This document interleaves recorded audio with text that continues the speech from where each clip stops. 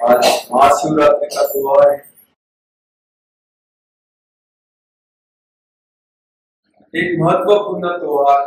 इस त्योहार के दौरान जो साधक अपने मेरुदंड को सीधा करते हुए उस परम तत्व से जुड़ता है, तभी वो कॉस्मिक स्वरूप, ऊर्जा स्वरूप मूलाधार से एक एक चक्र का भेदन करते हैं, सहस्रार तक जा। इसलिए हर एक साधक के लिए शिवरात्रि का महत्व बोला गया है। आज हम इस प्रोसेस में अलग अलग कहानियों के माध्यम से शिव तत्व को समझने की कोशिश करेंगे, सवाल जवाब के माध्यम से। जैसे हम शनिवार के प्रोसेस में जुड़ते हैं, वैसे ही इस प्रोसेस से जुड़ना है। जो भी अपने मन के जो डाउट्स है, उस डाउट्स को साझा करते हुए, क्योंकि हम जितना बातें करेंगे उतना हम एक दूसरे को समझ सकेंगे। और कई बार क्या होता है कि एक डाउट क्लियर करते हुए कई सवालों का जवाब भी मिल जाता है। क्योंकि आध्यात्मिक पथ पर हम जब चलते हैं तो डाउट्स लेकर नहीं चलना है, तो किसी भ्रम के साथ नहीं जुड़ना। अलग अलग शास्त्रों में, ग्रंथों में जो लिखा हुआ है वो उनका एक्सपीरियंस से अपना नहीं। हम अक्सर शास्त्रों का, ग्रंथों का उदाहरण देते हैं। इस शास्त्र में ये बोला गया है, तुम क्या हमें सिखा रहे हो? एक ग्रंथ में ये लिखा हुआ है, लिखा होगा, उनका एक्सपीरियंस ये अपना नहीं है। जब तक ये मार्ग में हम खुद एक्सपीरियंस नहीं कर रहे हैं, तब तक वो अपना एक्सपीरियंस नहीं है। पतंजलि ने जो 8 मार्ग बोले हैं, यम, नियम, आसन, प्राणायाम, प्रत्याहार, धारणा, ध्यान, समाधि, हर एक मार्ग का इंपॉर्टेंट है, बार बार डिस्कस करते हैं। जब तक हम यम नियम को पार नहीं करेंगे, मतलब अपना जो लाइफ स्टाइल है उसको नहीं सुधारेंगे, तब तक हम आसनस्थ नहीं होते। अगर ध्यान करना है तो आपके अंदर स्थिरता चाहिए। शरीर की जो अन्नमय कोश प्रभु ने हमको दिया है कार्मिक अकाउंट खाली करने की, जो भी हम संचित में किए हैं, जिसमें से प्रारब्ध स्वरूप हम इस शरीर में लेकर आए, वो अगर प्रारब्ध कर्म को काटना है तो शरीर स्थिर चाहिए, तभी हम अपने प्राण को स्थिर कर पाएंगे। उसके लिए प्राणायाम का महत्व बोला गया है। अलग अलग टेक्निक्स बताए जाते हैं प्राणायाम के बारे में। उसके बाद प्रत्याहार, जो भारी इंद्रियां है उनको अंतर्मुख करो। जब तक हम भारी इंद्रियों को अंतर्मुख नहीं करते, तब तक हम धारणा में प्रवेश नहीं करते। जब धारणा में प्रवेश होता है तो हम एक जगह पे स्थिर हो जाते हैं, चाहे वो चक्र हो, कोई बिंदु हो, ठहराव आ जाता है। तो धारणा के बाद ध्यान गठित होता है। हम क्या सुनते हैं? हम मेडिटेशन कर रहे हैं, ध्यान कर रहे हैं, लेकिन लग नहीं रहा है, मन में विचार आ रहा है। क्यों आ रहे हैं? नीचे का नींव ही गड़बड़ वाला है, सिर नहीं है, ध्यान कैसे लगे? जब भी ध्यान में प्रवेश करते हैं तो समाधि की अवस्था आती है, सविकल्प, निर्विकल्प और सहज समाधि। लेकिन ये समाधि तक जाने के लिए पहले यम नियम जरूरी है। हम क्या खा रहे हैं, अपना लाइफ स्टाइल कैसा है, बहुत जरूरी है। ऊर्जा एक ही है।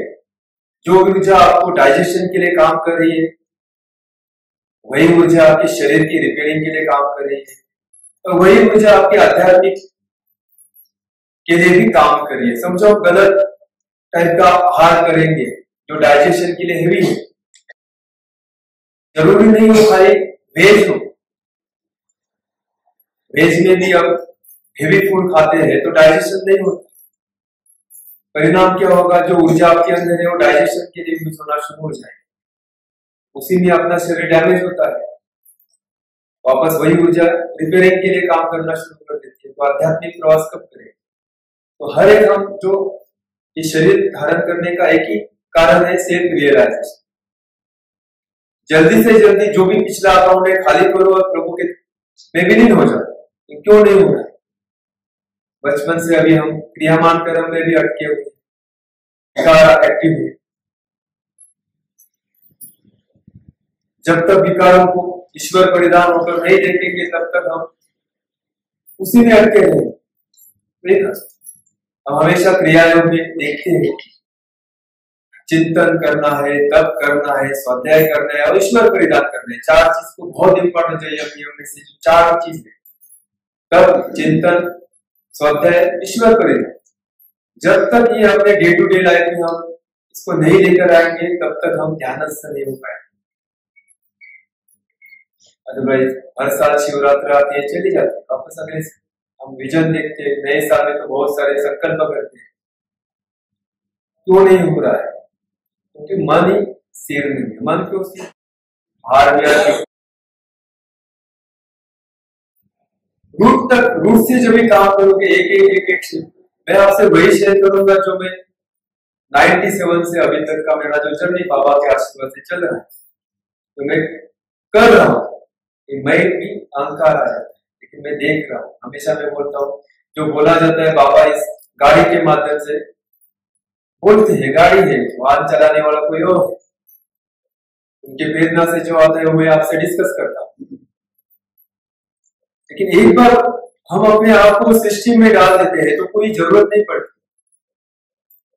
कोई तारीफ करता है ठीक है, कोई गाली देता है ठीक है, लेकिन ये अवस्था कब आएगी जब तक हमको क्या करते हैं, कुछ लगा अरे हमको अप्रिशिएट करना चाहिए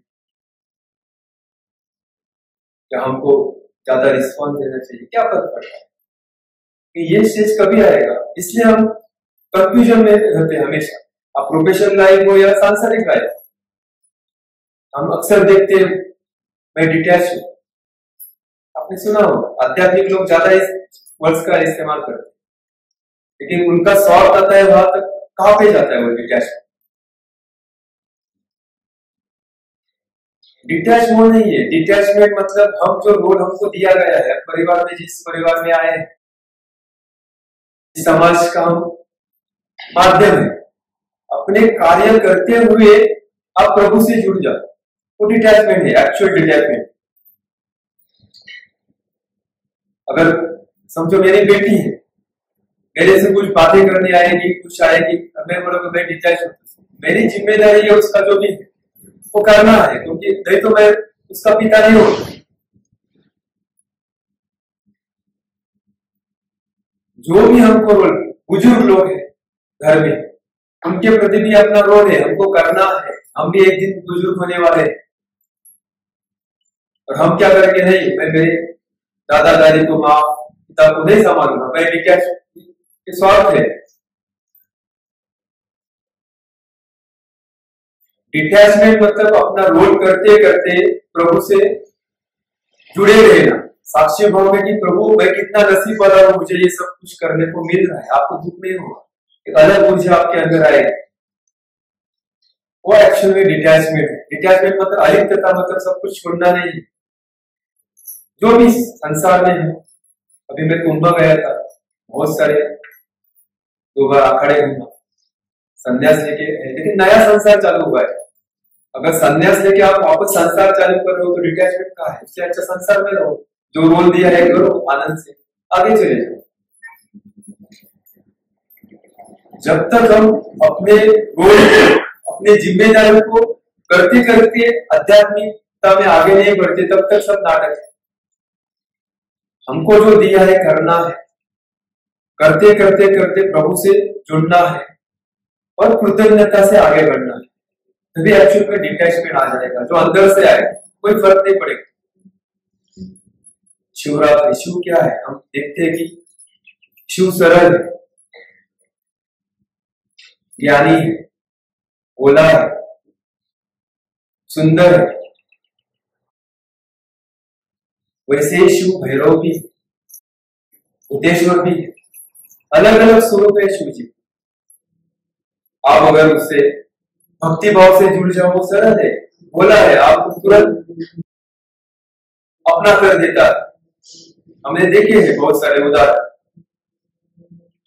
लेकिन अब अहंकार से, विकारों से उनसे जुड़ते हैं तो भैरव बन जाते हैं, अनुशासित हो जाते हैं, अनुशासन क्रिएट कर देते हैं।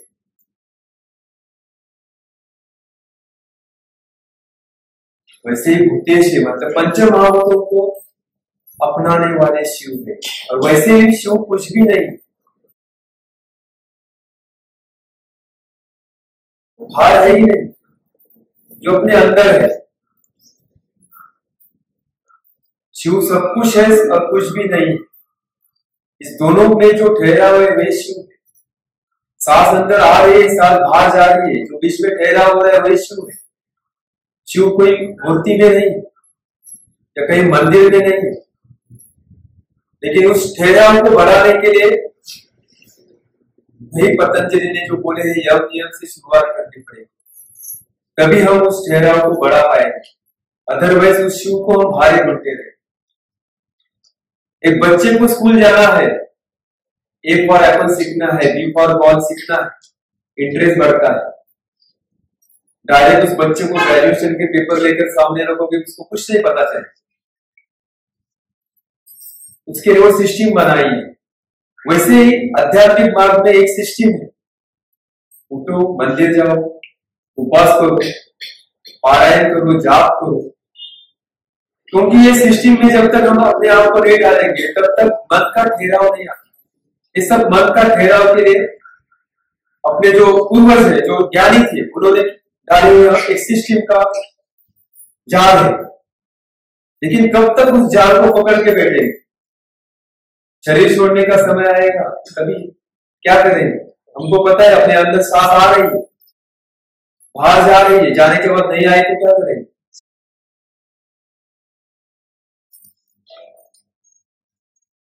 पता नहीं अगला सांस अंदर आने वाला है कि नहीं, कि जब तक है तब तक हमको उसको पकड़ना है, उस ठहराव को बढ़ाना है।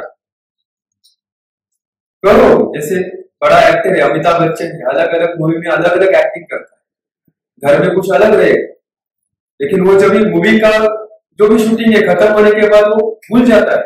हमको भी वही करना है। करो, सुबह से रात तक अपना अपना रोल करो, लेकिन जैसे ही उस रोल से निकलो भूल जाओ क्या होगा। उसके लिए प्रेजेंट, वर्तमान का इंपॉर्टेंट बोला जाए। वर्तमान में हम कभी रहेंगे जब साक्षी में उतरेंगे, हर पल हर क्षण को देखना शुरू करें। देखो कितना अवेयरनेस चाहिए, और अवेयरनेस के लिए पूरा 8 स्टेप फॉलो करना चाहिए। यम नियम से शुरू, कोई कठिन नहीं है और वहां कठिन भी है, लेकिन हमको पता होना चाहिए कौन सा चीज कभी छोड़ना है, कभी वहां से हटकर आगे के स्टेप में प्रवेश करना है। हम सालों साल एक ही सिस्टम को फॉलो करते जाते हैं। मैंने 10 लाख जाप किया, मैंने 10 करोड़ जाप किया, बहुत सर मेरा ज्यादा भ्रमण होता है बहुत जगह। बहुत लोग कहते हैं 10 करोड़ जाप हुआ, 25 करोड़ जाप हुआ, अभी तक कुछ नहीं मिला। क्यों नहीं मिला? काउंट कर रहा है, मन काउंट में अटका हुआ है।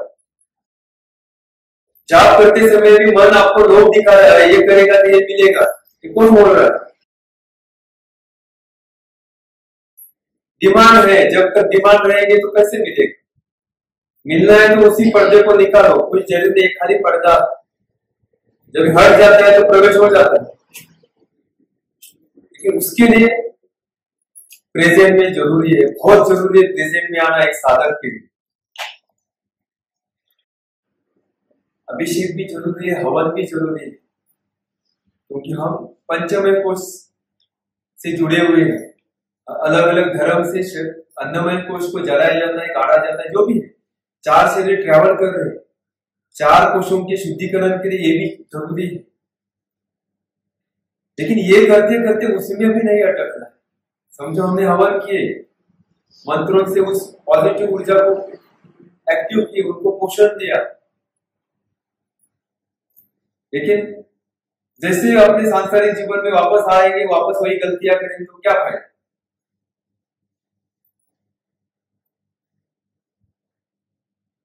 अगर उसी प्रेजेंट को हम आगे जाकर कल का दिन भी वही जिएंगे तो देखो क्या होगा। अलग दुनिया शुरू हो जाती है, कभी कुछ फर्क नहीं पड़ता है कि आपके साथ कौन क्या कर रहे हैं, क्या बैक ऑफ माइंड आप एक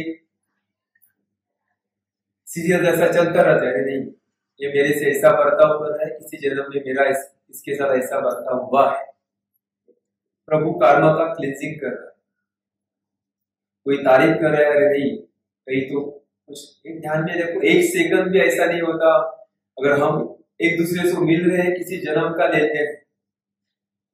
जीवन में अगर कोई व्यक्ति एक सेकंड भी आपको मिल रहा है, उसका लेन देन किसी जन्म से, ऐसे ही कोई नहीं मिलता है। 800 करोड़ में से कितने लोग हैं एक दूसरे को जानने वाले? अभी भी कितने लोग हैं जो हम कुछ समय पहले हम एक दूसरे को पहचानते भी नहीं थे, लेकिन क्यों इतना लगाव हो रहा है? हम एक दूसरे से हक से बात कर रहे हैं, क्यों? पर्सनल लाइफ में भी बिंदास एक दूसरे को सजेशन दे रहे हैं, क्यों? अटैचमेंट क्यों हो रही है? किसी भाव का लेन देन है। अगर ये लेन देन को लेकर हम इस चेष्टा को, जो चेष्टाएं कर रहे हैं उस चेष्टाओं को करते रहेंगे, तो देखो क्या हो, परिवर्तन हो जाता है, तुरंत परिवर्तन हो जाता है, कुछ रहता नहीं। बहुत सारे लोग साधना मार्ग में आते हैं, अलग अलग मार्ग से जुड़ते, जैसे भक्ति मार्ग है, ज्ञान मार्ग है, कर्म मार्ग है।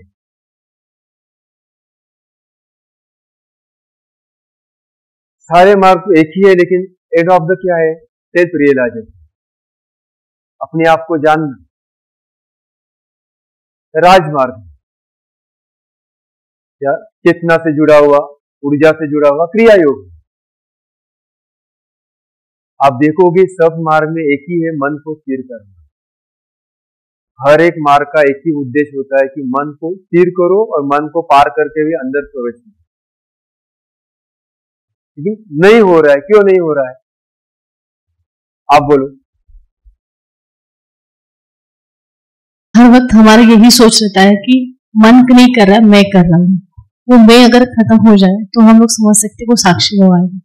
बट हर वक्त हर चीज जो हो रही है उसमें हम लोग मैं ढूंढते हैं, ये मेरा काम है, ये मैंने किया।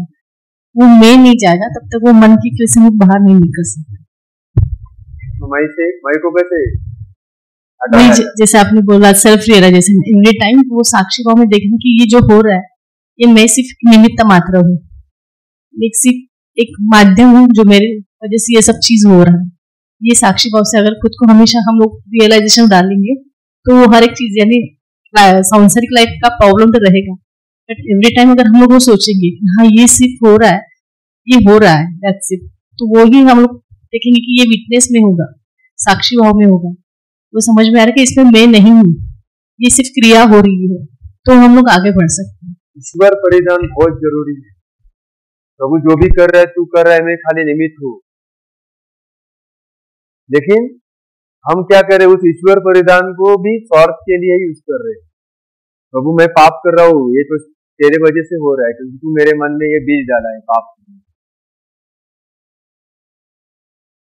उसके लिए बाद में ऑप्शन भी ढूंढते हैं, कहीं मंदिर जाके कुछ डोनेशन कर देते हैं या त्रिवेणी में जाके डुबकी मारते हैं। इससे हम खुद को फंसा रहे हैं। कहीं तो हमको ये सब चीज छोड़ना पड़ेगा। कुछ समय के लिए लगेगा नहीं, अरे मैंने खुद को उल्लू बनाया, अरे अच्छा दूसरा पाप करने के लिए रेडी हूं। लेकिन जो नोट्स एक एक बन के आ रहे हैं, जिसकी वजह से हमको ये शरीर धारण करना पड़ा, आगे भी वही हो। नुकसान तो अपना, बाबा हमेशा बोलते हैं ये जन्म में सुधर नहीं रहा है तो छोड़ दो, अगले जन्म में देखेंगे। हर हफ्ते में मुझे ये डायलॉग उनका सुनने को मिलता है, कई साधकों के बारे में डिस्कशन होता है। मैं बाबा को पूछता, बाबा कितने लोगों को दूसरे जन्म में देखते रहेंगे? लाइन बढ़ रही है। लेकिन अगर हम सेल्फ अवेयरनेस लेकर दूर जाते हैं ना, तो वापस आने की जरूरत नहीं है, इतना मुश्किल नहीं है। शास्त्रों ने सेल्फ रियलाइजेशन, आत्म प्राप्ति को जितना मुश्किल करके रखा है उतना मुश्किल है नहीं, ध्यान में रखो। अगर हम अपने सारे मन के विचारों को अपने अनाथ में एकत्रित करते हैं और अपने प्राण को सहस्रार में स्थिर करते हैं, ध्यान में रखो, सारे विचारों को अपने हृदय स्थान में, जैसा अनाथ में एकत्रित करते हैं, और अपने जो प्राण ऊर्जा है उस प्राण ऊर्जा को, मतलब ये 72,000 नाड़ियों का साइंस है, उसमें से जो 3 प्रमुख नाड़ी इडा पिंगला सुषुम्ना, जो लेफ्ट और राइट से नासिका द्वार से मूलाधार में जाती है, और एक ही नाड़ी सुषुम्ना मूलाधार स्वादिष्टान मणिपुर अनाहत विशुद्धि बिंदु आज्ञा सहस्रार तक जाती है। इसलिए त्रिशूल देखो साइड में छोटा रहता है, बीच वाला बड़ा रहता है। त्रिशूल का जो बीच वाला जो है वो सहस्रार की तरफ जाता है। अगर हम उस सहस्रार मतलब दशम द्वार में उस प्राण को स्थिर कर देते हैं, समझो उसी समय मोक्ष हो गए। लेकिन ये कभी आएगा? जब भी हम इसकी रेगुलर प्रैक्टिस में रहेंगे। ये जाप ताप उपास सब हम क्या कर रहे, उपास है मेरा, और भी संडे के दिन संकष्टी कैसे, प्रभु तूने संडे के दिन संकष्टी क्यों लाया? देखो बहुत सारे बोलते हैं उपास करके क्या फायदा, शिवरात्रि का उपास करना है, स्वीट पोटैटो खाएंगे, वेपर्स खाएंगे, साबूदाना खिचड़ी खाएंगे, राई का राइस खाएंगे, उससे अच्छा दाल भात खा लो, खत्म। प्रभु ने थोड़े बोला है उपास करने। उपास क्या है? ऊर्जा को बचाना, ध्यान में रखो। अगर आज शिवरात्रि है तो उस जो ऊर्जा है, जो एक ही ऊर्जा जो डाइजेशन के लिए वेस्ट हो रही है, उस ऊर्जा को एकत्रित करो और अपने मेरुदंड से ऊपर उठाने की कोशिश करो। इसलिए उपवास का महत्व है।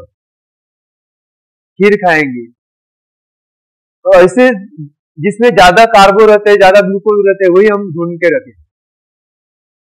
और ये भी बोलते अरे मेरा तो उपवास, मैंने कुछ खाया ही नहीं।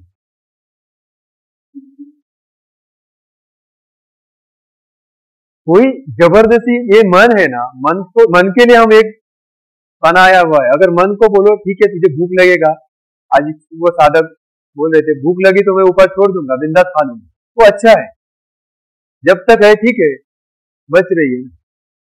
भूख लगी तो देखेंगे, तो देखो आपको इच्छा भी नहीं होगी खाने की, निकल जाएगा वो। लेकिन सुबह जाने तो 8 दिन पहले से ही चालू होता है, अरे ये दिन आ रहे हैं मेरा उपवास नहीं, तो उस दिन क्या नहीं। आपको तो पता है दीदी 30 दिन के उपवास करते हैं, मैं बार बार बोलता हूँ अच्छा नहीं लगता, लेकिन क्या करें, बहुत मेरे सब वैसे ही पेशेंट है इसके लिए। 26वें दिन से 31वें दिन का सेलिब्रेशन शुरू हो जाता है। लेकिन इतना व्हील पावर है, 30 दिन पानी के आदमी रह सकता है, ये सामान्य बात नहीं है। वो भी सुबह 8 से 6 बजे तक गर्म पानी आप उबाल के पी रहे हो, तो 30 दिन तक, सांसारिक व्यक्ति मैं बोल रहा हूँ, बाकी तो बहुत बड़ी घटना है। लेकिन बाद में वो 30 दिन में परिवर्तन क्यों नहीं हो रहा है? मन वापस जहां पे आप थे। आपको पता है मेंटल बीमारी में जो दवाई रहती है, जिनको साइकोसोमेटिक डिसऑर्डर है, समझो 1 महीने का कोर्स है, वो व्यक्ति 28 दिन तक रेगुलर ले रहा है, 29वें दिन में उसने नहीं लिया, शून्य पे आ जाता है, उद्रेक हो जाता है मेंटल बीमारी। वही चीज अपने अंदर हो, इसलिए बहुत जरूरी है वो स्टेप, उसको भूले ना वो दवाई को, क्योंकि जो पिट्यूटरी ग्लैंड और पिनियल ग्लैंड का जो काम है ना, एकदम डिस्कनेक्ट हो जाता है और बड़ा अटैक आ जाता है। ये भी वही, इससे आता स्टेप बाय स्टेप, कोई जबरदस्ती नहीं है। आप अगर रात को 11 बजे खाना खा रहे हो तो 9 बजे आ जाओ, 8 बजे आ जाओ, 7 बजे आ जाओ, ऐसा 6 बजे सूर्यास्त जब भी होता है तो सेट करो, तो साइंस को समझो। अपना जो मणिपुर है सूर्य से कनेक्टेड है, अग्नि तत्व से जुड़ा है मणिपुर तक, बराबर है। जैसे ही सूर्योदय होता है मणिपुर एक्टिव होता है। इसे पूर्वजों ने बोला है सुबह का ब्रेकफास्ट अच्छा ले लो, हेवी वाला ले लो, क्योंकि अग्नि एकदम एक्टिव होता है, खा लो बिंदास। लेकिन मन को ये समझाओ कि अभी 1 बजा है सुबह का, अभी टाइम हुआ इसलिए मैं नहीं खाऊंगा। हम क्या करें, अरे 1 बजे मुझे चाहिए क्योंकि वीकनेस है। ये बैक ऑफ माइंड जो हमने हार्ड डिस्क में भरा हुआ है ना, उसको फ्लश आउट करना पड़ेगा। 4 बजे वापस खा रहे, 7 बजे वापस खा रहे, रात को 10 बजे वापस खा रहे, कैसे डाइजेस्ट होगा? सिग्नल, बॉडी के सिग्नल को पहचान।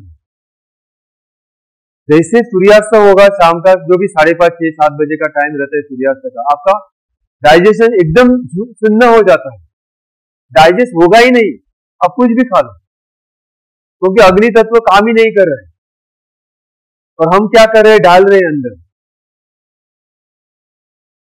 हम पाप वाचा से करते हैं, अलग अलग इंद्रियों से करते हैं। उसमें से सबसे बड़ा पाप ये है, हम डाइजेस्ट जो नहीं हो रहा है फूड और अंदर सड़ रहा है पेट में, उसका जो कीड़ा हो रहा है ना, क्योंकि हम भी किसी योनि में तो कीड़े भी रहेंगे। 84 लाख योनियों का जो साइंस है, हम कितने कीड़ों को मार रहे हैं रोज की, क्योंकि वो पैदा क्यों हो रहे हैं इतने, डाइजेशन नहीं हुआ है, सड़ रहा है अंदर। इसमें अगर हम उस साइंस को अगर पकड़ के चलेंगे, जितना चाहिए उतना ही मिलेगा भाई। मेरी एक पेशेंट थी, बहुत सारे प्रॉब्लम, 7-8 जगह पे बल्जिंग डिस्क, एज भी कम है, 40s में है, वेट, बहुत पैसा है। बोला ये खाना वो छोड़ दो, और खाना नहीं खाएंगे तो जिएंगे तो। लोग इतना खाते, क्या बोले, अभी उठ नहीं सकती है, चल नहीं सकती है, लेकिन खाना छोड़ने के लिए तैयार नहीं है। मतलब मन ये क्यों हो रहा है, माइंड अपेक्षाओं से भरा हुआ है। हमको भूख क्यों लग रही है, बार बार बताया आपको, डिमांड है, कभी अपने से, कभी आजू बाजू वालों से, जहां हम ट्रैवल करें उनसे। इसके लिए हमें लगता है अरे मेरे तो ये क्वालिटीज थे, लेकिन मैं तो ये, अगर मैं इसमें कुछ करती या करता तो हो सकता था, लेकिन मैंने मेरे साथ ये क्यों किया, नाइंसाफी क्यों की। मेरा एक पेशेंट है, बहुत बड़ा बिजनेसमैन, हमेशा तभी पैसा डालता है जब भी वो मार्केट खत्म होने को आता है। जब भी मार्केट पीक टाइम पे रहता है, कुछ करता नहीं है। जब भी लॉस चालू हो जाता है मार्केट, वो टाइम पे जाके ये भाई साहब बड़ा इन्वेस्टमेंट करता है, और लॉस होता है, बोलता है मेरा नसीब ही खराब है। ये तो बिजनेस हो गया, लेकिन अपने रेगुलर लाइफ में भी हम यही गलतियां कर रहे हैं।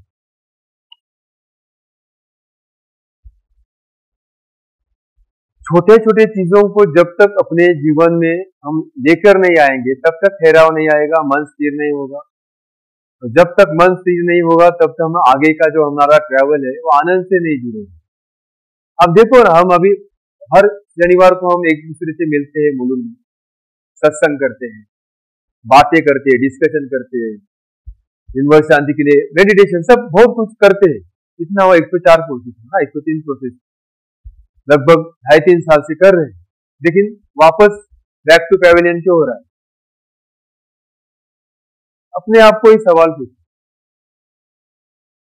उस समय हम एकदम चार्ज हो रहे हैं, लेकिन जैसे ही हम सांसारिक जीवन में वापस आ जाते हैं अपने रोल में, तो हम वापस नर्वस क्यों हो रहे हैं? एक ही आंसर मिलेगा, अपेक्षा, चाहे वो खुद से हो या दूसरों से हो। अगर उस अपेक्षा को आप निकाल लोगे तो देखो क्या होगा, एक दिन में नहीं होगा, ये प्रैक्टिस है, रोज का प्रैक्टिस है। लेकिन आपको मन को लेकर जाना है, क्योंकि मनो में कोई भी अपने साथ अनेक जन्म से ट्रैवल कर रहा है। तो ये इस मन को वापस अपने आगे के जन्म में भी लेकर जाना है, इसलिए उसको दोस्त बनाना पड़ेगा, उसको आप रोक नहीं सकते। अभी सारे चेष्टाएं क्या हो रही है आध्यात्मिक की, मन को रोकने का प्रोसेस हो रहा है, इसलिए सक्सेस नहीं मिल रहा है। आप मन को रोकिए मत, दोस्त बनाना। मन बोल रहा है रात को, अरे भूख लगी है, खाओगे नहीं तो तुझे बीमारी आ गई जाएगी, क्योंकि डॉक्टर ने कोई बोला है कि पेट भर नहीं खाएगा तो बीमार पड़ेगा, खा लो। उस समय पर मन को समझाना जरूरी है कि कल जरूर खाएंगे, थोड़ा आज करके देखते हैं। आप प्लानिंग करते हो ब्रह्म मुहूर्त में ध्यान करना है, जैसे ही ब्रह्म मुहूर्त आ जाता है सुबह का, मन बोलता है जाने दो ना, 5 मिनट सोते, कल से करते हैं। वो कल कभी नहीं आता, देखो आप ही सोचते देखो, आया कभी? तो 5 मिनट का कभी 5 घंटा होता है, पता नहीं चलता। जब भी आप संकल्प करते हैं करना है, तभी खाली उठकर बैठ जाओ, मन को बोलो कल तो करना ही है, आज थोड़ा 2-5 मिनट बैठ जाते हैं, क्या फर्क पड़ता है? बेल तो अलार्म तो बजा है। जब भी आपका मेंटल अलार्म शुरू हो जाएगा, आपको मन ही आपको उठाएगा, मन ही आपको बोलेगा अरे उठो, ब्रह्म मुहूर्त हुआ है, तुझे बैठना है। देखो मजा क्या हाथ में, कुछ करने की नहीं जरूरत है। आप बोलो। एक्चुअली जो पूछना था उसका जवाब आपने अभी दे दिया था सर। मतलब सवाल ये था कि जैसे हम अपने लाइफ में 10th 12th ग्रेजुएशन जैसे करते हैं, वैसे जैसे हम क्रिया योग में आगे बढ़ते हैं, कुछ समय के बाद ऐसे होता है कि कुछ टाइम ब्रेक आ जाता है, जैसे हम सांसारिक जीवन में कोई चीजों में बिजी हो जाते हैं, फिर आने के बाद पता नहीं चलता कि अभी हम कौन से लेवल पे हैं, अब हम 0 पे है, 5 पे है, 10 पे है, कहाँ पे है। मतलब ये फिर मोबाइल जैसे रिचार्ज होता है वैसे वापस 0 से ही शुरू करना होता है। ये सांप सीढ़ी का खेल है, up down up down up down. लेकिन सुनना कुछ नहीं होता है। जैसे हम देखे ना, शिव मतलब कुछ भी नहीं है और सब कुछ है, सरल भी है, सुंदर भी है, ज्ञानी भी है, भैरव भी है, भूतेश्वर भी है और कुछ भी नहीं। आध्यात्मिकता में कोई डिग्री नहीं। जिस समय आप उस तक ठहराव को बढ़ाने में सक्सेस हो गए, उसी समय आपने प्रवेश कर लिया। ये पर्दा है। हमने देखा है ना, मेंटल बीमारी में क्या होता है पता है? डिप्रेशन में जो केसेस होते हैं, क्योंकि मैं इसके ऊपर अभी रिसर्च कर रहा हूँ, क्योंकि बहुत अभी ये बढ़ रहा है, तो पापा बोले कि इसके ऊपर अभी मुझे काम करना है।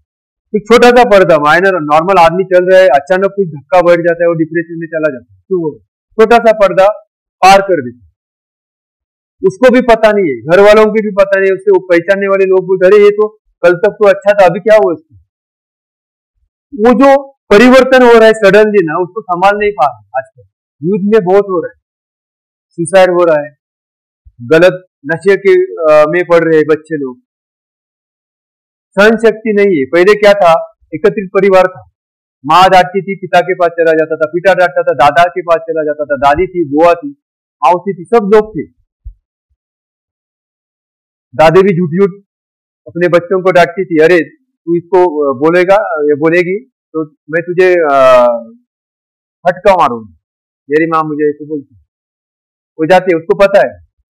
लेकिन वो जो काल है ना, फटक से निकल जाता है तो बच्चे वापस स्थिर हो जाते हैं, उसको लगता है नहीं मेरे साथ कोई है।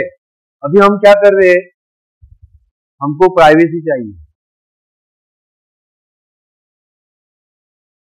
इंडिविजुअल लाइफ चाहिए। उसमें जो नुकसान हो रहा है उसके वजह से ये सांप सीढ़ी का खेल चालू हो रहा है। इसलिए बहुत जरूरी अपने आजू बाजू के पॉजिटिव सकारात्मक विचार वाले लोग अपने साथ हैं। जब भी आपका ये सुनना होगा तभी आपको वो लिफ्ट करेंगे। घर का जरूरी नहीं है, घर का हो जो जिसका वेवलाइन आपसे जुड़े, आप जिसके पास जाकर अपने मन की बातें शेयर करें। अगर वो समय में उसने आपका हाथ पकड़ लिया कि समझो आप सुनना जाने की जरूरत ही नहीं पड़ेगी, तो वही ठहराव आ जाता है, वापस हम स्थिर हो जाते। आप जीवन में कुछ भी मत कमाओ, खाली 2 व्यक्ति कमाओ जिससे आप अपने बातें शेयर करो, चाहे सुख के हो दुख के हो। देखो क्या होगा, कभी नीचे की तरफ जाना ही नहीं होगा। और कोई एक शिकारी था, हर रोज जंगल जाता था, शिकार करता था, और अब उसके परिवार थे, माँ बाप थे, बच्चे थे, बीबी थी। शिकारी था, उसका पेशा था, और जो भी पशु मिलता था उसका वो खाने के लिए यूज करते थे। महाशिवरात्रि का दिन था, तो शिकार के लिए गया था जंगल में। सुबह से रात तक उसको शिकार ही नहीं मिला, बहुत कोशिश की। उसके मन में विचार आया अगर मैं कुछ लेकर नहीं जाएगा तो घर वाले तो भूखे रहेंगे, कुछ भी करके जाते समय कुछ तो लेकर जाना है। बोलते अभी रात हो गई है, पशुओं का बाहर आने का समय, क्यों ना नदी के किनारे जाकर एक पेड़ के ऊपर बैठ जाते हैं। धनुष से बाण लेकर गया था, तो एक नदी किनारे एक पेड़ था, बेल का पेड़ था, उस पेड़ के ऊपर चढ़ के बैठ जाता। उसी बेल पेड़ के नीचे बेल के सूखे पत्ते गिरे थे और पत्तों के नीचे एक शिवलिंग भी था, दिख नहीं रहा। शिकारी वहां पर बैठ कर राह देख रहा था कि कोई पशु आए, उसकी वो शिकार करे और अपने परिवार का जो भूख है वो मिटाने के लिए उसको लेकर जाए। कुछ समय के बाद एक हरिण वहां पर आती है। जैसे ही हरिण आती है, शिकारी खुश हो जाता है, अरे चलो मिल गया, सुबह से तो कुछ मिला नहीं था। हरिण पानी पीने के लिए आगे बढ़ जाती है, जो तालाब था वहां पर, नदी थी वहां पर। जैसे ही देखते जो शिकारी था वो जो धनुष था उसको बाण लगाकर खींचने वाला था, तभी उसका जो हाथ था, बेल के जो पत्ते थे उसको लगता है, बेल के कुछ पत्ते नीचे गिरते हैं और वो ऊपर चढ़ते समय कुछ पानी लेकर बैठा था ताकि वो पानी प्यास लगे तो पी सके। और उसका हाथ वो पानी का जो द्रोण में बनाया हुआ था, द्रोण में पानी रखा था, उसको भी लगता तो कुछ बिंदे पानी के भी गिरती है, तो जाकर उस शिवलिंग था जो पत्तों के नीचे, उसके ऊपर गिरती और जाने अनजाने में जो पहले प्रहर का पूजा भी उसका हो जाता है। पत्तों का आवाज आता है तो हरिण अवेयर हो जाती है। हरिण देखती है कि सामने शिकारी है, बाण तान के खड़ा हुआ है। हरिण बोलती है कि भाई रुक जा, मुझे मत मारो, मेरे बच्चे छोटे छोटे हैं, घर में अकेले, मुझे छोड़ दो।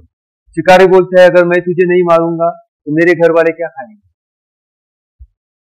हरिण सोचती है ये बात भी सही है। वो बोलती है कि मैं तुझे प्रॉमिस करता हूं, मैं घर जाती हूँ, मेरे बच्चों को समझाता हूँ, उसकी व्यवस्था करती हूँ, तो वापस आ जाती हूँ। मुझ पर विश्वास करो, अगर मैंने मेरा प्रॉमिस तोड़ा तो मुझे पाप लगे। शिकारी भी सोचता है कि इतना बोल रहे तो मानना पड़ेगा। शिकारी बोलता है ठीक है, जाकर जल्दी आओ, लेकिन हरिण चली जाती है। कुछ समय निकल जाता है, वापस एक बड़ा सा हरण वहां पे आता है। शिकारी वापस बांध को लगाकर तैयार हो जाता है, वापस वही प्रोसेस होता है, उसका हाथ लगता है, पत्ते नीचे गिरते हैं, पानी के बूंदे लगती हैं, शिवलिंग के ऊपर गिर जाती है, दूसरी पैर की भी पूजा उसकी हो जाती है। हरण देखता है कि शिकारी उसको मारने के लिए तैयार है। हरण भी उसको बोलता है कि भाई रुक जा, मुझे मत मार, छोड़ दे मुझे। शिकारी वही बात बोलता है कि मैं तुझे नहीं मारूंगा तो मेरे घर वाले क्या खाएंगे। हरण वही बातें करता है कि मैं घर जाता हूँ, मेरे बच्चे छोटे हैं, उनको समझा कर मैं वापस आ जाता हूँ, उनकी व्यवस्था कर देता हूँ, नहीं तो वो मुझे ढूंढते रहेंगे, उनको पता नहीं चलेगा कि उनके पिता कहाँ है। प्रॉमिस करता है शिकारी, उसको भी जाने देता है। अभी हरण भी घर आ जाता है, हरिण और हरण मिल जाते हैं और दोनों एक दूसरे से बातें करते हैं। उनको पता चलता है कि उसी शिकारी ने हमको मारने का प्रयास किया था, तो सोच में पड़ जाते हैं। बच्चे भी वहीं पे खड़े थे। हरिण जो थी वो बोलती है कि हमने प्रॉमिस किया है, जाना पड़ेगा। हरण बोलता है मैंने भी प्रॉमिस किया है, तो एक काम कर, मैं जाता हूं, तुम यही रखो। बिना मां के बच्चे कैसे बड़े हो जाएंगे। तो जाने लगता है, तभी हरिण इसको रोक देती है, बोलते है कि अगर आप जाओगे तो मेरा क्या होगा, बिना पति से मैं कैसे जिंदा रह सकूं, मैं भी आती हूँ।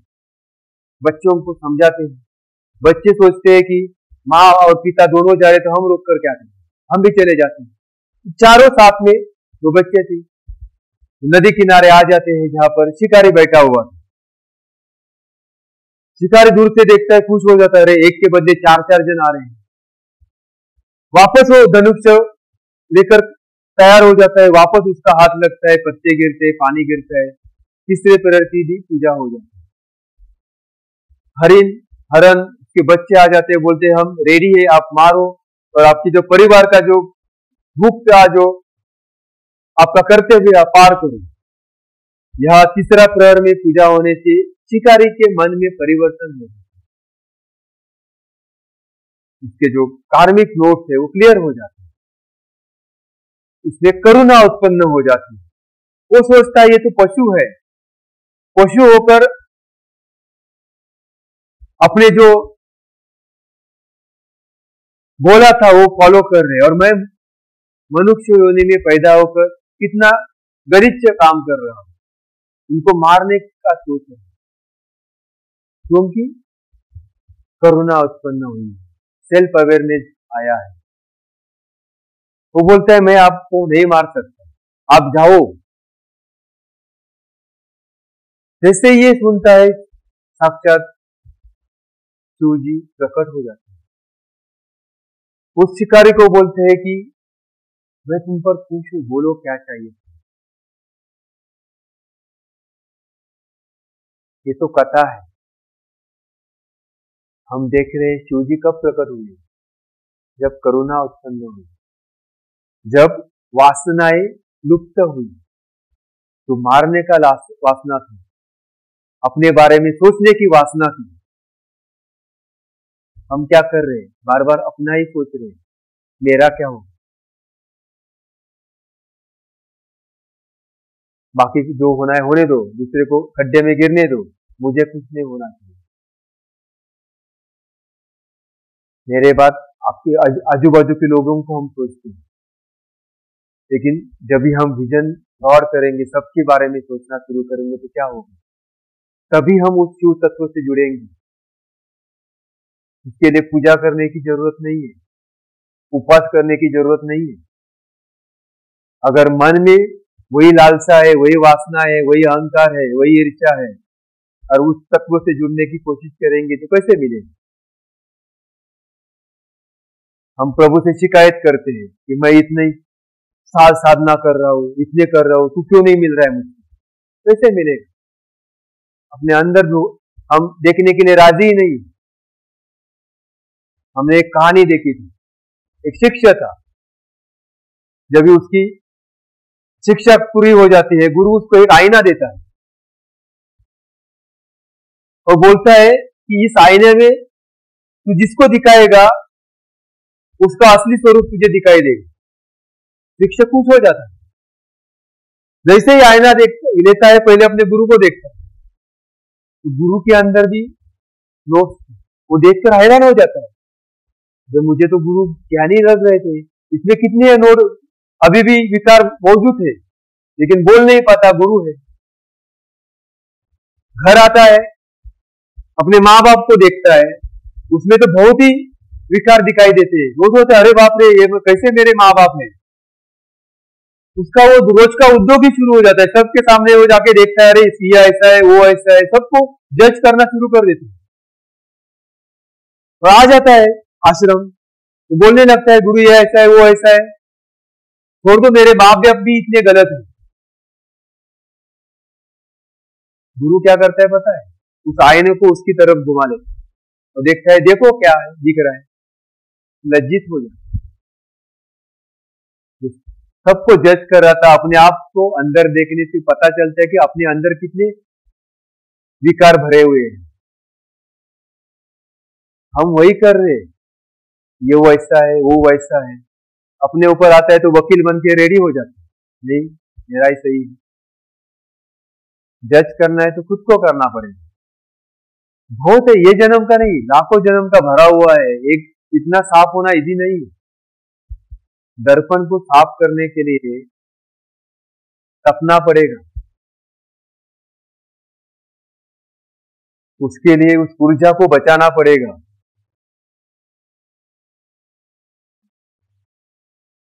भारी भ्रमण से कुछ नहीं होगा, हर रोज का एग्जाम होता रहेगा। हमको लगेगा अरे मिल गया, दूसरे क्षण मिलेगा अरे कुछ है ही नहीं, वापस मन भ्रम करेगा, क्रिएट, अरे तू ज्ञानी बन गया। अगर तू मान लिया तो हो गया, अहंकार आ गए। नहीं, सांप सीढ़ी, ऑरेंज कलर का सांप 99 से डायरेक्ट 2 पे आ जाता है। बच्चे खेलते हैं ना, या ना या ना ये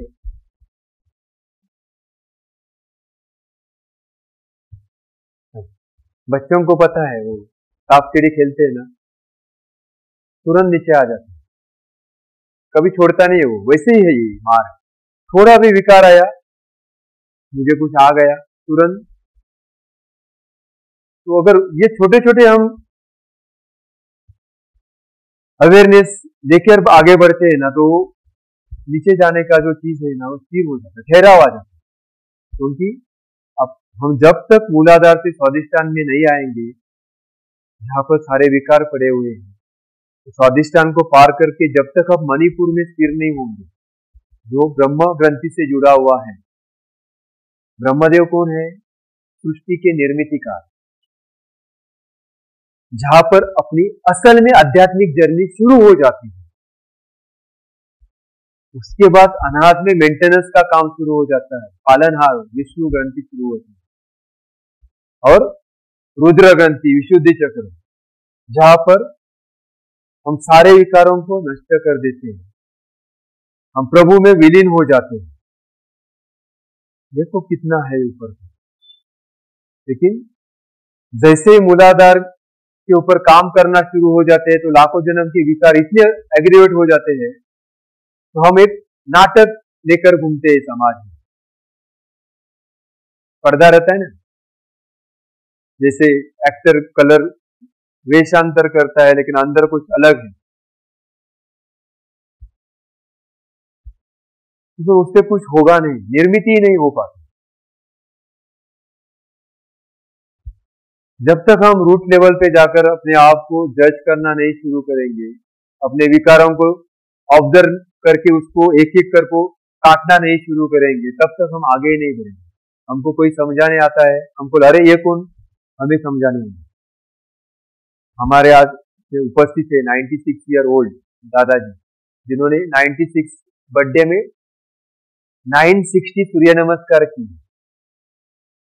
तालियां होनी चाहिए। मोटिवेशन है, ऐसे ही नहीं आए।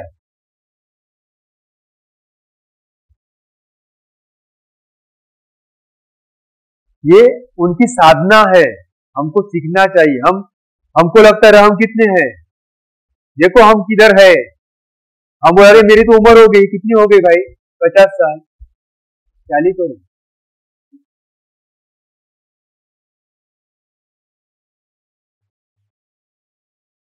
हम किधर है देखो, जज करो खुद को।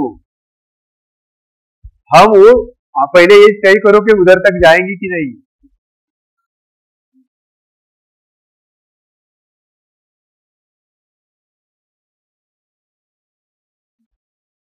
देखो हम कहाँ है, कितनी मेहनत करनी है, और हम वो सारे ऊर्जा को कहाँ वेस्ट कर रहे हैं। तेरा गलत है, तूने ऐसा क्यों किया, मेरे साथ ही ऐसा क्यों हो रहा है। परिवर्तन कैसे होगा उस ऊर्जा का? ये देखो, मैं खाली आपको उपदेश नहीं कर रहा हूं, मैं ये बोलते समय खुद को भी देख रहा हूं। मुझे कहा कोशिश करती रहनी चाहिए, मेहनत करनी है, क्योंकि हम संसार से जुड़े हैं। अप डाउन होता रहेगा, लेकिन जो अप डाउन होने का जो काल है ना, उसको हमको कम करके आना। जो काल कई महीने चलता था, कई दिन चलता था, कई घंटे चलता था, कई मिनट चलता था, उस काल को कई सेकंड में लाना पड़ेगा। अचानक गायब नहीं होगा, सुनना नहीं होगा, क्योंकि संसार में हर एक व्यक्ति का नेचर अलग होता है। हर एक से हम डील करते हुए आगे बढ़ रहे हैं, लेकिन वो अवेयरनेस तभी आएगा जब हम 24/7 खुद को जज करें, खुद को साक्षी भाव में देखते रहे, तभी आएगा, अदरवाइज नहीं आएगा। छोटे छोटे चीजों में, पानी पी रहे देखो, खाना खा रहे देखो, बातें कर रहे देखो। हमें गुस्सा आता है तो वो एक्शन का रिएक्शन करके खाली हो जाते हैं, लेकिन वो समय पे हम भूल जाते हैं कि हमने कितने नोट्स क्रिएट किए। वापस आना है खाली फुकट। बुद्ध का एक स्टोरी है, उनके एक शिष्य थे पूर्णकश्यप। उनका जब एजुकेशन कंप्लीट हुआ तो बुद्ध बोले कि तू अभी कहीं भी जा सकते है, तू जाओ और तू ज्ञान तुझे मिला है उसका प्रसार करो। पूर्णकश्यप जी बोले कि मैं पूर्व की तरफ जाना चाहता हूं, जो गांव है उसमें। बुद्ध बोले तू वहां नहीं जा सकता, वो छोड़कर कहीं भी जा। पूर्णकश्यप बोलते अभी तो आपने बोला था तू कहीं भी जा सकते है, तेरा ज्ञान कंप्लीट हो गया, अगर मुझे अब जाना है तो मैं वही जाऊंगा, अगर मुझे कहीं नहीं जाना। बुद्ध बोलते मैं तुझे 3 सवाल पूछता हूं, अगर तू 3 सवाल का उत्तर ठीक से देगा तभी मैं परमिशन दूंगा। बुद्ध बोलते हैं अगर तुम उस गांव में जाते हो, वो गांव के लोग तुझे गाली देते हैं, तो तेरे मन में क्या भाव आएगा? पूर्णकश्यप बोलते हैं मैं यही सोचूंगा, गाली तो दिए है, मारा तो नहीं, पीटा तो नहीं। बुद्ध हंसते हैं।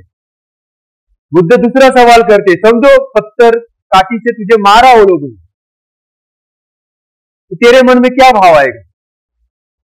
पूर्णकश्यप बोलता है मेरे मन में आएगा खाली पीटा है, खून ही निकला है, जान तो नहीं ली। बुद्ध वापस हंसते। तीसरा सवाल पूछते हैं, समझो वो लोगों ने तेरी जान ली, तो मरते समय तेरे मन में क्या विचार आए? पूर्णकश्यप हंसते बोलते हैं प्रभु मेरे मन में एक ही विचार आएगा कि हे प्रभु मैं कितना नसीब वाला हूं, कितना भाग्यवान हूं, अगर और आगे जीना पड़ता तो न जाने कितने क्रियामान कर्म मेरे से घटते। अच्छा हुआ तूने मुझे जल्दी ले ली। क्या हमारी स्थिति ऐसी है? हमें कोई गलत बोलता है तो हम क्या, अपनी स्थिति क्या हो जाती है? हम बोलते तू चुप बैठ, तुझे क्या पता है, मैंने ये शास्त्र पढ़े हैं, ये शास्त्र में यही लिखा हुआ है। इसलिए मौन का इंपॉर्टेंट बोला गया है। अब जितने मौन रहोगे इस साधना मार्ग में उतना अच्छा है। हम किसी को सुधार नहीं सकते, सुधारना है तो हमको खुद को सुधारना पड़ेगा। दूसरे से अलिप्त होने का अपना जिम्मेदारी करते करते, अदरवाइज हम आगे नहीं। बोलिए आप। अब आप बोलिए। संसार में हमें जीने के जीते हुए बहुत अलग अलग एक्सपीरियंसेस आते रहते हैं, पर अलग अलग लोग भी मिलते हैं। हर वक्त हमें स्थिर रहना चाहिए, अपना जो गोल है वो नहीं छोड़ना, जितना हो सके उतना मौन रहना है और नेगेटिव लोगों से दूर रहना है। एक तो परमेश्वर तक पहुंचने के, ईश्वर तक पहुंचने के लिए जितने भी पॉजिटिव गुण है वो अपने में, पहले तो खुद को सुधारना चाहिए। दूसरों की मिस्टेक निकाल के हमें कुछ फायदा नहीं है। खुद को सुधारो, पहले अंदर जाके खुद की मिस्टेक से, वो सुधारने के बाद में ही हम कहीं पहुंचे। और ये जर्नी है ना, हमको इस जर्नी में पहला तय करना है कि मेरे लिए क्या इंपॉर्टेंट है, तो जानना जरूरी है। अपना एक बना लो कि मुझे ये मुझे शांति चाहिए, मुझे आनंद चाहिए। अभी मेरा एक संडे में एक प्रोग्राम हुआ था मुंबई में, एक क्रिकेट का एकेडमी, जिस एकेडमी से मैक्सिमम प्लेयर आईपीएल खेलते हैं या स्टेट के लिए रिप्रेजेंट करते हैं। तो अच्छे सवाल जवाब हुए थे, क्योंकि जब तक हर एक का ना कैपेसिटी होती है, हर एक बच्चों की भी, जैसे साधना मार्ग में भी हर एक साधक की कैपेसिटी रहती है, क्योंकि अनेक जन्म के संस्कार है। अगर इसने प्रगति की, हमको अरे ये तो आगे जा रहा है, मेरा क्यों नहीं बना, ये मन आपको डिस्टर्ब करे। जाने दो, बहते झरे की तरह रहो। पानी, नदी देखो, नदी का पानी अपना मार्ग निकाल के समुद्र में चला जाती है, लेकिन डबके में साटा हुआ पानी गंदगी फैला देती है। झरने की तरह रहना पड़ेगा, हम तभी आगे बढ़ेंगे। छोटे छोटे चीज को पकड़कर हम बैठे रहेंगे तो नोट क्लियर करते रहेंगे। स्मिता दीदी बोलिए आप।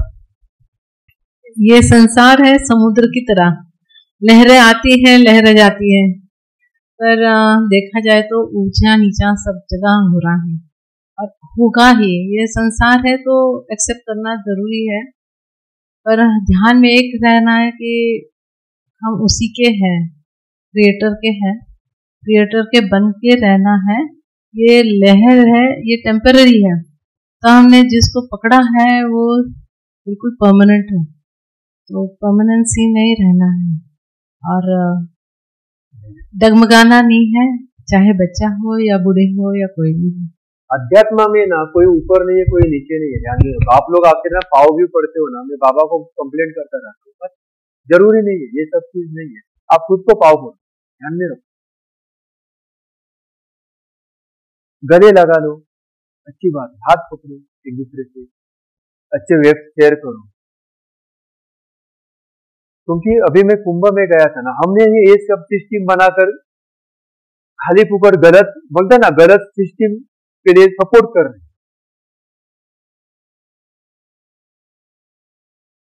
हमको पानी की तरह बहते रहना है, सब सब सब में सब परमात्मा का हूं। और यहाँ तक हम बोलते हैं कि कण कण में भगवान है, और यहाँ तक कोई आता है तो उसके पीछे पड़ जाते हैं। ये क्यों? क्योंकि डर है इसके लिए। हमको अगर अपने अंदर बैठे परमात्मा को मिलना है तो पहले हमको इक्वल रखना पड़ेगा। आपको पता नहीं है सामने वाले में क्या विकार है क्या नहीं, ये लेन देन है, ध्यान में रखो। ऊर्जा का लेन देन होता है। हम गलत पर्सन को जाकर अगर यह चीज करते हैं तो हम देखो उसका ले रहे हैं। ये ओरा का साइंस है, कुछ पता नहीं। छोटी बच्ची अभी जो गई है सोने के लिए, वो आई मेरे पाव पड़ी आज ऊपर। मैं उसको पूछा कि तू मेरे पाव क्यों पड़ी? मुझे माँ ने बोला। मैं बोला नेक्स्ट टाइम एक ध्यान में रखो, कोई ऐसा कुछ बोलेगा ना, पहला रीजन पूछना, जरूर पता होना चाहिए कि क्यों पढ़ना है, ऐसा क्या है। मैंने उसको पाव पढ़ा, मुझे आप क्यों पढ़ रहे हो? तो भाग गए, खेल रहे। तो ये जो चीज है ना, उसको पता नहीं, हम बोलते अरे करो वो करो, बाद में वो गलत मार्ग में चले जाते तो हम भी बोलते अरे ये ऐसा क्यों हुआ, वैसा क्यों हुआ। हमको अवेयरनेस का खेल है, ध्यान में रखो। अध्यात्म पूरा अवेयरनेस का खेल है, ये लाना पड़ेगा। क्योंकि हमने ये नोट जन्म जन्म से लेकर आए हैं, इसलिए भाव क्रिएट कर रहे हैं। बहुत सारे ये मार्ग में बड़े पोस्ट पे बैठकर क्या क्या करते हैं, तो हम जाकर अपने आप को सरेंडर करने जाते हैं। पहले देखना पड़ेगा कि क्या वो स्थिति है क्या।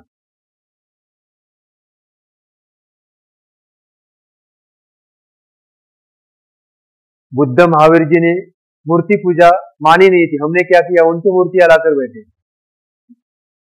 देखो कितने मतलब अपने संस्कार देखो, कितने जन्म से वही लेकर आए।